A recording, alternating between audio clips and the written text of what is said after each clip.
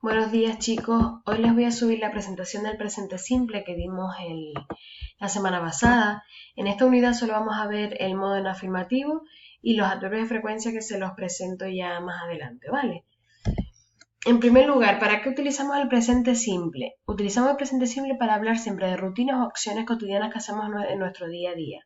Por ejemplo, la hora en que almorzamos, a la hora que nos bañamos, o no simplemente a la hora, sino lo hacemos por la mañana, por la tarde, estudiamos a qué hora nos sentamos para hacer la tarea.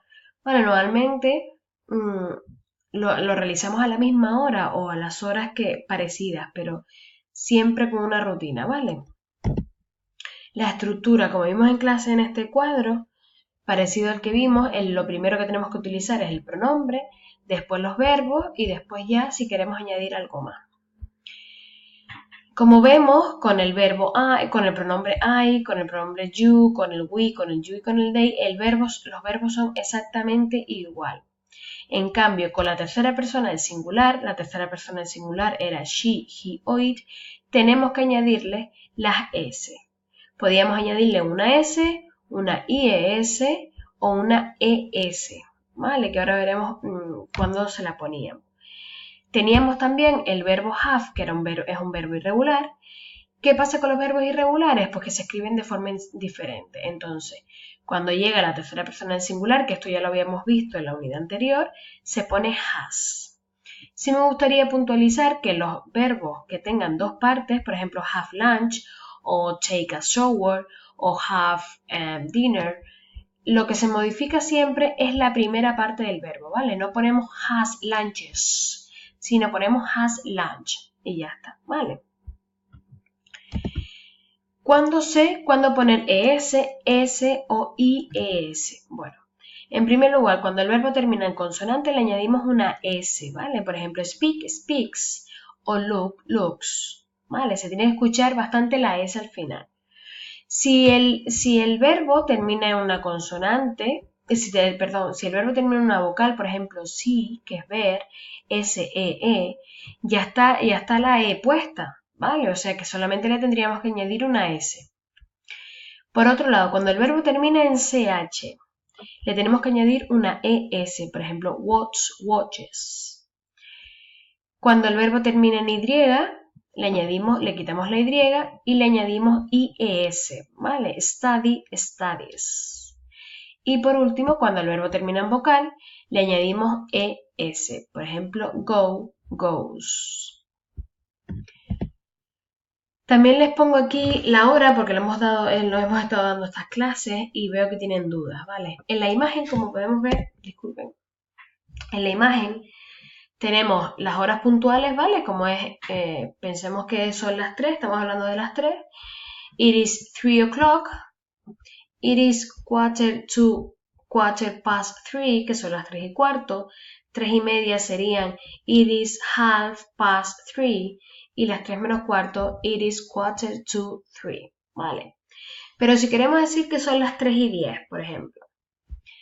It is 10 past 3. O son las 3 y 5, it is 5 past 3. O son las 3 y 25, it is 25 past 3. Recuerden que en esta parte del reloj siempre vamos a tener que utilizar past, incluso con el 6, ¿vale? Con las y media. En cambio, con el resto tenemos que utilizar to. El past se puede traducir como y el to se puede traducir como menos. Entonces, cuando estamos hablando de esta parte, si queremos decir son las 3 y 5, las 3 y 10, las 3 y 20 y las 3 y 25, lo utilizamos con el past. ¿De qué forma? Siempre va a estar los minutos delante, el lugar en lo que estamos hablando, si es past o to, y la hora de la que estamos hablando. ¿Vale? En cambio, en esta parte siempre va a ser con menos. Siempre vamos a estar hablando de los minutos que quedan para que llegue la hora.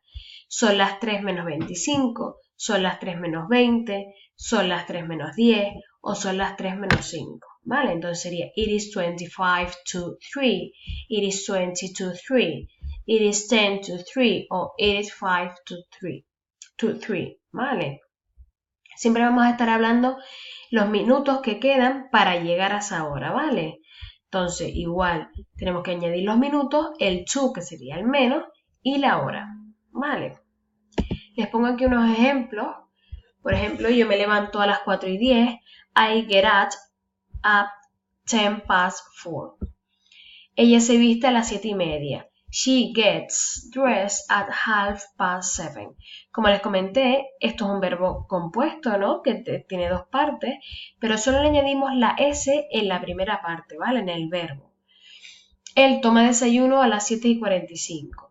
He has breakfast at 7:45. Ellos van al colegio a las 8. They go to school at 8 o'clock. Nosotros almorzamos a las 2:15. We have lunch at 2:15. Ella se ducha a las 7:20.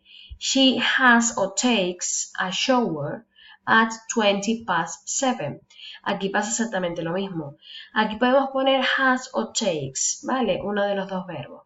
Y es un verbo compuesto porque ducharse está compuesto por todo esto, ¿vale? No podemos quitar el has o podemos quitar el takes y poner solo shower porque estaría mal, ¿vale? Y como dije anteriormente, tenemos que utilizar siempre la S en la primera parte del verbo. Y por último, tú estudias a las 6:35. You study at 25 to 7. ¿Ok? Espero que les haya ayudado en el verbo, ¿vale?